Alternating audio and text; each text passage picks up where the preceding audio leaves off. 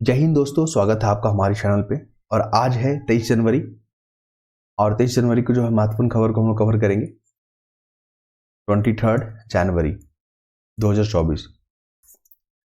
चलिए सबसे पहले देखते हैं पाला न्यूज को। तो आपको पता ही है 22 जनवरी को तो प्राण प्रतिष्ठा समारोह हुआ है, तो उसी को लेकर यहाँ पे कुछ बातें की गई जो महत्वपूर्ण है। जैसे कि लोग जो बोल रहे थे कि राम मंदिर अगर बनेगा, जो आलोचक थे जो आलोचना कर रहे थे, क्रिटिसाइज कर रहे थे राम मंदिर का, तो उन्होंने कहा कि अगर राम मंदिर बनता है तो यहाँ पर जो है आपका क्या हो जाएगा, यहाँ पे आपको देखने को मिलेगा कि विनाश हो जाएगा। ठीक है, यहाँ पे लिखा गया है। कुछ लोग जो है कहते थे कि राम मंदिर बनेगा तो आम जो है आग लग जाएगी। ठीक है, आग लग जाएगी। लेकिन इसी के जवाब में प्रधानमंत्री मोदी ने कहा कि ये आग नहीं बल्कि ऊर्जा का प्रतीक है, इससे ऊर्जा मिलेगा। पहला बात ये हो गया। दूसरा बात यहाँ पे ये है कि ये जो है विवादित जो संरचना था उसको विवाद नहीं बल्कि विनम्र का ये अब प्रतीक होगा। इस तरह की जो है बातें की गई है, क्योंकि भारत में जो है संस्कृति का काफी महत्वपूर्ण रोल होता है। भारत में पर्यटन काफी महत्वपूर्ण रोल होता है। इन तमाम क्षेत्रों में जो है इसकी प्रगति देखने को मिलेगा। फिर ये हमारे आरएसएस के जो है प्रमुख है, ये सर संचालक श्री मोहन भागवत जी, इन्होंने कहा कि अब जो है जो मतभेद है, जो लोगों को बांटने का काम करते हैं, उस तरह की मानसिकता को त्यागना होगा। यहाँ पे एकजुट रहना होगा हमें, और देश के निर्माण में जो है आह्वान किए जाने पर साथ मिलकर काम करने की जरूरत है। इन तरह की बातें, इस तरह की बातें करने को देखा गया।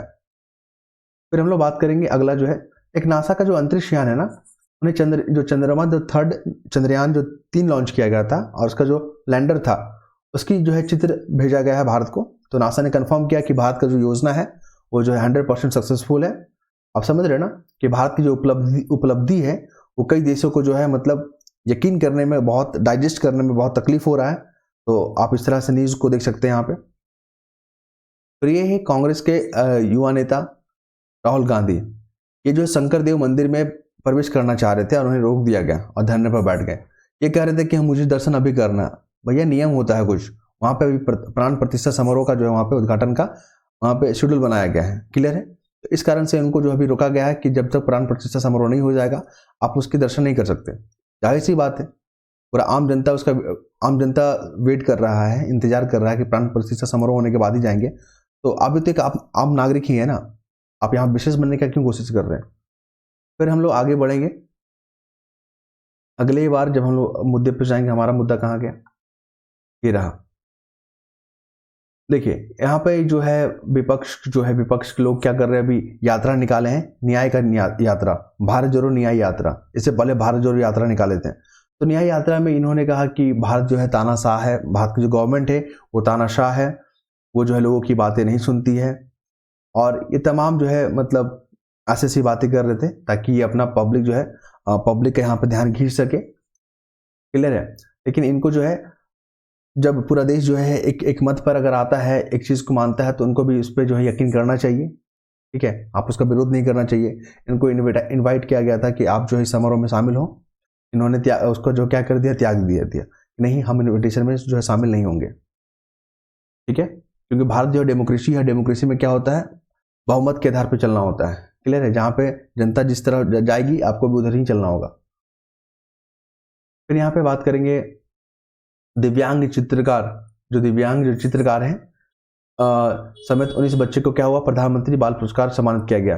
बस नंबर याद रखिए, इंपॉर्टेंट है वनडे एग्जाम के लिए। ठीक है, 19 बच्चों को इस बार जो है प्रधानमंत्री राष्ट्रीय बाल पुरस्कार 2023 जो है दिया जाएगा, 19 बच्चों को। और यहाँ पे 6 क्षेत्रों में दिया जाता है। इसके 6 क्षेत्र कौन सा है ये देख लीजिए। एक होता है कला और संस्कृति का क्षेत्र, वीरता के लिए, नवाचार के लिए, विज्ञान के लिए और प्रौद्योगिकी के लिए, सामाजिक और सेवा, खेल के लिए यहाँ पे जो दिया जाता है। इसके बाद हम लोग बात करेंगे अगले मुद्दे पे। अगले मुद्दे में क्या है हमारा, देखिए पूरे देश में जो है ना हर जगह मंदिर, जो महत्वपूर्ण मंदिर थे, जो घरों में मंदिर थे, सब जगह जो है ना इस आयोजन का जो 22 जनवरी जो इतिहास में दर्ज हो जाएगा ये। ठीक है, 22 जनवरी का जो डेट है वो इतिहास में दर्ज हो जाएगा। जब हजारों साल के बाद जब कोई बच्चा एनसीईआरटी बुक पलटेगा और पढ़ेगा 22 जनवरी के बारे में, तो इस घटना के बारे में जरूर उसको, इस जो है आयोजन के बारे में, इस महत्वपूर्ण दिन के बारे में उसे पता होना चाहिए, क्लियर है। फिर बात हम लोग करेंगे महत्वपूर्ण में। देखिए कोयला ब्लॉक आवंटन जो मामला है ना 2005 में हुआ था। ठीक है, ये स्कैम जो हुआ था 2005 का है, कोयला ब्लॉक आवंटन। तो आप इस डेट को याद रखिएगा। किसी न किसी प्रकार से क्वेश्चन जो घुमा के पूछे जा सकते हैं। उसके बाद महत्वपूर्ण खबर तो अब आया, देखिए यहां से शुरुआत करते पहले हम लोग। ये रहा सद्भावना की प्रतिष्ठा के बारे में। देखिए यहाँ पे क्या हुआ, राम जो है भारतीय आस्था के प्रतीक है, जाहिर सी बात हो गई। और यहाँ पे जो विवाद इस बात को लेकर था, विवाद किस बात को लेकर था ये जान लीजिए। विवाद इस बात को लेकर था कि राम मंदिर को ध्वस्त कर जो है आक्रांताओं ने, पहले क्या था, पहले वहां पर मंदिर हुआ करता था, लेकिन जब मुगल शासक वाला जो आया ना, बाबर लोग आया, 1526 में आया था वो, भारत में इंटर किया था 1526 में, तो 1528 में उस मंदिर को जो तोड़कर, जो संरक्षण था तोड़ के वहां पे मस्जिद बना दिया। ठीक है, मस्जिद बना दिया। फिर उस समय जो लोगों ने विद्रोह किया, तो आप समझ लेते हैं मुगल लोग कैसा होगा, लोगों को मारना उड़ना शुरू कर दिया, तो लोग थोड़ा सा वहां पे संभल गए, सतर्क हो गए कि ऐसा नहीं मानेगा, ये अभी पावर में है, अभी शांत रहो यहाँ पे। फिर इसी का कहानी को लेकर जो पूरा आपका विवादित ढांचा था। फिर जो कार सेवक दल था, इनके बारे में जान लीजिए। कार सेवक दल वही है जो अपने पुनः संरक्षण के लिए, मंदिर के पुनर्निर्माण के लिए जो योगदान दिए थे, जो बाबरी मस्जिद को जो है ढहाने का काम किए थे कार सेवक ने। ठीक है, विवादित जो ढांचा था, तो इस तरह का जो है यहाँ पे आपको देखने को मिलेगा। और मुद्दा ये था कि देखिए इसका मामला जो है पहले ही चला जाता, पहले ही बन जाता, लेकिन ये जो अल्पसंख्यक जो समुदाय है, ठीक है, जो विशेष समुदाय है, उनको अंदर जो है डर का भावना पैदा कर दिया गया, उनको उकसा दिया गया कि इस तरह का नहीं होना चाहिए, संविधान है, संविधान के नियमों के अनुसार चलना चाहिए। तो संविधान हमें जो है बहुसंख्यक को भी जो है ये अधिकार देता है कि वो अपनी संस्कृति को प्रिजर्व कर सके। ठीक है, आर्टिकल 29 और 30 में आपको जो है ना, 30 जो है ना, ये बहुसंख्यक और अल्पसंख्यक दोनों को मिला हुआ है, 30 वाला याद रखिएगा। इस सिर्फ में जो अल्पसंख्यक है वही इसको क्लेम नहीं करेंगे, वही इंजॉय नहीं करेंगे, बल्कि बहुसंख्यक वाला भी इंजॉय करते हैं। तो आपको इस तरह की बात यहाँ पर देखने को मिलेगा। फिर हम लोग बात करेंगे प्लान के लिए। रिवर्स प्लान क्या होता है? Reverse migration. देखिए बहुत लोग क्या होता है, काम के लिए, रोजगार के लिए, बेहतर जीवन शैली के लिए, स्वास्थ्य के लिए और इंफ्रास्ट्रक्चर के लिए जो है वो लोग क्या करते हैं, गांव से शहर की ओर मूव करते हैं, उसको बोलते हैं माइग्रेशन, माइग्रेट कर गए। लेकिन जब शहर से गांव की तरफ आने लगेगा ना, उसको बोलते हैं रिवर्स माइग्रेशन। तो यहाँ रिवर्स माइग्रेशन के बारे में जानेंगे। रिवर्स माइग्रेशन को जो है विपरीत प्रवासन बोलते हैं। और शहरों से गांव की ओर जो प्रवृत्ति जो बढ़ रही है, किन किन कारणों से बढ़ रही है? तो एक पर्यावरण को लेकर कारण है, सामाजिक कारण है, आर्थिक कारण है और व्यक्तिगत कारण है। देखिए गांव की तरफ इसलिए मूव कर रहे हैं क्योंकि शहरों में जो है प्रदूषण होता जा रहा है, मतलब पर्यावरण जो कारण प्रदूषण हो रहा है, वहां पे स्वास्थ्य जो ठीक नहीं रहा है, इसलिए अपने गांव की तरफ मूव कर रहे हैं। पहला ये हो गया। आर्थिक रूप से ये हो गया कि शहरों में जो है ना जमीन वगैरह खरीदना काफी महंगा पड़ता है, लेकिन आप गांव में जाओगे तो वहां पे एग्रीकल्चर जमीन को खरीद सकते हो, वहां पे खेती फार्म वूम लगा सकते हो और अच्छा रोजगार पा सकते हो। ठीक है, लेकिन शहरों में ये महंगा हो जाता है, काफी लागत हो जाता है, इसलिए वहां रहना पसंद नहीं करते हैं। गाँव में क्या होता है, संस्कृति जो है ना, एक जुड़ाव का भावना रहता है, वहां पर आपको अकेलापन महसूस नहीं हो पाएगा, वहां पे अलगाव की जो है प्रवृत्ति देखने को नहीं मिलेगा, वहां पर सब साथ मिलकर रहते हैं, अपनी समस्याओं से जूझते हैं, साथ मिलकर उसको समाधान निकालते हैं। तो इन तमाम कारणों से आप देख सकते हैं कि लोग जो है शहरों से जो है गांव की ओर प्लान कर रहे हैं। यहाँ पे जो है एक कृषि को लेकर जो यहाँ पे अपार संभावना है गाँव में लेकर। क्लियर है? तो रिवर्स माइग्रेशन के कई सकारात्मक प्रभाव देखने को मिल सकता है। प्रभाव में क्या हो गया, कृषि हो गया, पशुपालन हो गया, पर्यटन हो गया, क्षेत्रों में रोजगार के अवसर बढ़ सकते हैं, ये सकारात्मक जो प्रभाव हो गया। फिर यहाँ पर समरसता भी देखने को मिलता है, लोग अपने गांव की जीवन शैली से परिचित होते हैं, गांव में एक जुड़ाव का भावना जो होता है। फिर यहाँ पे क्या होता है, इसका नेगेटिव इंपैक्ट देखिए। अगर मान लीजिए रिवर्स जो है माइग्रेशन अगर हो गया तो शहरों में क्या होगा, जो श्रमिक वर्ग है उनकी संख्या घट जाएगी, जो आर्थिक विकास पे जो है प्रभाव डाल सकता है। तो नेगेटिव इंपैक्ट में ये हो गया आपका। फिर बात करेंगे, अगर मान लीजिए रिवर्स माइग्रेशन होता है तो गांव में जो आधारभूत जो संरचना है उस पर दबाव बढ़ेगा। ठीक है, तो यही एक नेगेटिव इंपैक्ट है। लेकिन सकारात्मक उपाय ये है कि अगर लोग शहरों से अगर गांव में अगर जाएंगे तो गांव का विकास होगा, ये इसका पॉजिटिव टर्म है। फिर यहाँ पे देखिए तमाम सकारात्मक और नकारात्मक चुनौतियों के बावजूद जो है मिलकर काम करना होगा, और जो डेवलपमेंट का कार्य है उसको और आगे बढ़ाने की जरूरत है। जो चुनौतियां उसको कम करने के लिए जो यहाँ पर अस्पताल को, बिजली को लेकर, पानी को लेकर, सड़कों को लेकर, स्कूल को लेकर, यहाँ पर तमाम जो यहाँ पे पहल करनी होगी। ठीक है, इसके बाद हम लोग बात करेंगे अपना जो युद्ध को लेकर। देखिए अभी जो है गुटनिरपेक्ष आंदोलन हुआ था, हमास और इजराइल के बीच युद्ध चल रहा है। तो गुटनिरपेक्ष आंदोलन में जो है गाजा पर जो पट्टी पर इजराइल द्वारा जो हमला किया गया है उसको जो गैर कानूनी करार दिया गया है, और फिलिस्तीन के लोगों और बुनियादी ढांचे पर व्यापक जो हमले हुए उसका जो कड़ी निंदा किया। आपको बता दें कि गुटनिरपेक्ष आंदोलन का जो शिखर सम्मेलन हुआ है वो आपका युगांडा के कंपाला जो शहर है वहां पे हुआ है। इसमें 120 देश शामिल हैं। ठीक है, और इसमें भारत की तरफ से जो है एस जयशंकर जो है हमारे फॉरेन एक्सटर्नल अफेयर जो है वो यहाँ पे शिरकत किए हैं। तो यहाँ पे आप देख सकते हैं इसको, ठीक है। इसके बाद हम लोग आगे मूव करेंगे अपने आर्टिकल पे। तो यहाँ पर जो है सरसंघचालक के जो प्रमुख है श्री मोहन भागवत जी, इन्होंने कहा कि अब मतभेद जो है देश में जो मतभेद उसको त्यागना होगा, एकजुट रहना होगा और राम राज्य जो है यहाँ पर स्थापित करना होगा। राम राज्य कहने का यहाँ पर तात्पर्य है कि यहाँ पर गुड गवर्नेंस पे बात की जाएगी, यहाँ पे गरीबों का विकास किया जाएगा, गरीबी को कैसे दूर करना है उस पर काम किया जाएगा, लोगों की बातों को सुनी जाएगी और उसको अमल में लाया जाएगा। यहाँ पे न्याय को जो है सुलभ करने के लिए, मतलब न्याय को जो है कम लागत में गरीबी तो कैसे पहुंचाए, जो इसके अधिकारों से वंचित है, इन तमाम पहलुओं पे जो यहाँ पे काम किया जाएगा। जो गरीब है, किसान है, युवा वर्ग है, उनको सशक्त किया जाएगा।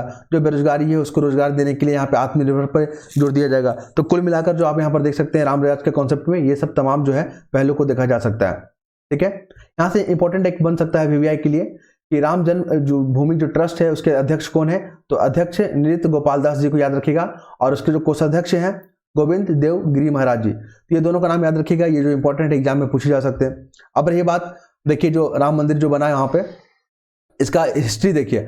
1528 में जब बाबर लोग आया था, मुस्लिम लोग जब यहाँ पे आया था, मुगल लोग, तो वहां पे क्या हुआ कि बाबर ने क्या कि इस मंदिर को तोड़ के वहां पे मस्जिद बना दिया, ठीक है, 1528 में। फिर 1825 में क्या हुआ, तो महंत रघुवर दास जी ने जो यहाँ पे याचिका दायर किया कि ये विवादित ढांचा को जो है तोड़कर हटा दिया जाए और यहाँ पे मंदिर का पुनर्निर्माण किया जाए। तो 1885 से जो है याचिका जारी रहा और कल जाकर 22 जनवरी 2024 को ये जो है प्राण प्रतिष्ठा समारोह के साथ जो है इस मंदिर की संरचना का जो है कंप्लीट सुचारू रूप से चालू किया गया। तो आप यहाँ पर देख सकते हैं हिस्ट्री को यहाँ पे। फिर आगे जब बढ़ेंगे अपने अगले मुद्दे पे, तो यहाँ पर देखने को मिलेगा, मैंने इसको जो है नोट करके रखा हुआ है। जो लोग कहते हैं कि मंदिर बनाने से क्या होगा, ठीक है, और वहाँ पे हॉस्पिटल बन जाता है, स्कूल बन जाते, तो वो ज़्यादा लाभदायक रहता है। तो उसके लिए यहाँ पे जवाब है कि देखिए पर्यटन जो है ये बहुत, पर्यटन के क्षेत्र में जो है बहुत बड़ा योगदान देगा ये जो मंदिर है, रामलला जो मंदिर है वहाँ पे पर्यटन के क्षेत्र में। क्योंकि आप देखोगे तो सऊदी अरब में जो मक्का है वहाँ पे 2 करोड़ लोग जो है आते हैं प्रतिवर्ष, ठीक है। तो यहाँ पे 5 करोड़ लोगों के आने की जो संभावना है, इसी जब 5 करोड़ लोग आएंगे तो यहाँ पे अर्थव्यवस्था में क्या करेंगे, ये जो है पैसा डालने का काम करेंगे। इससे क्या होगा, वहाँ के जो क्षेत्र है उसका डेवलपमेंट होगा और उससे जो है भारत की प्रगति में ये योगदान देगा। तो आप यहाँ पे इस चीज़ को देख सकते हैं, क्योंकि वहाँ पे इंफ्रास्ट्रक्चर पे काम किया जाएगा, हवाई अड्डा, फिर वहाँ पे रेलवे, ठीक है, वहाँ पे आवासीय योजना, इन तमाम में लोगों के लिए क्या होगा, इंफ्रास्ट्रक्चर बनाना होगा। जब इंफ्रास्ट्रक्चर बनेगा तो वहाँ पे लोगों के लिए क्या होगा, रोजगार जनरेट होगा। तो अप्रत्यक्ष रूप से या प्रत्यक्ष रूप से, दोनों रूप से जो है ना, ये हमारी जो है काफ़ी महत्वपूर्ण है, क्योंकि ये हमारी संस्कृति में भी योगदान देगी। जब इंटरनेशनल जो पर्यटन जब यहाँ पर आएंगे, भारत की संस्कृति से रूबरू होंगे, तो भारत को कहीं ना कहीं जो है यहाँ पे सॉफ्ट पावर के रूप में जो है मजबूती प्रदान किया जाएगा।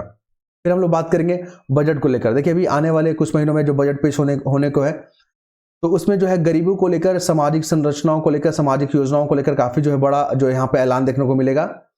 हालांकि 2023-24 की जो लक्ष्य था, बजट में लक्ष्य किया गया था कि जो डायरेक्ट टैक्स है हमारा, डीटी है, जो डायरेक्ट टैक्स जो प्रत्यक्ष कर है, उससे 18,23,00,000 जो है 18,23,000 लाख करोड़ का हम लोग क्या करेंगे, कलेक्ट करेंगे। लेकिन 10 जनवरी तक हम लोग इस डाटा को देखेंगे तो 14,70,00,000, जो कि पूरे जो अनुमान का 81% है। तो आप देख सकते हैं यहाँ पे किस तरह का बजट को लेकर यहाँ पे कार्रवाई की जा रही है।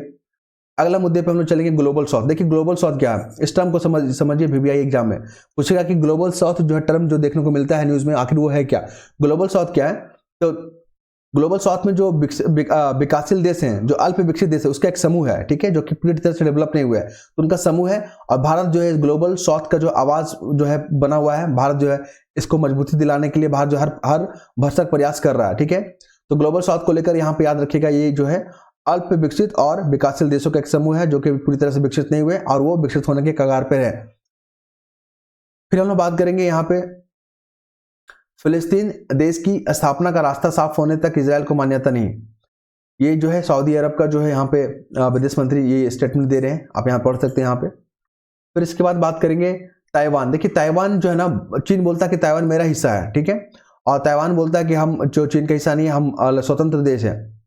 तो यहाँ पे क्या हुआ, चाइना क्या करता है, चाइना की जो आर्मी होती है वो गुब्बारे वहाँ पर छोड़ती है, बड़े बड़े गुब्बारे वहाँ पर छोड़ रही है, वहाँ पर स्पाई कर रही है, वहाँ पर हरकत दिखा रही है कि ये हमारा क्षेत्र है और यहाँ पे गतिविधियाँ जो है हमारे अनुसार चलेगी। तो आप यहाँ पर देख सकते हैं 2 जगह का नाम याद रखिएगा, किलुंग बंदरगाह। ये किलुंग बंदरगाह कहाँ, ताइवान में है, और पिंगटुंग, ये भी कहाँ, ताइवान में। दोनों जगह दे दिया, पूछेगा एग्जाम में कि ये दो जगह कहाँ से संबंध रखता है, तो आप इसको ध्यान में रखिएगा। फिर हम लोग बात करेंगे अगले मुद्दे पे।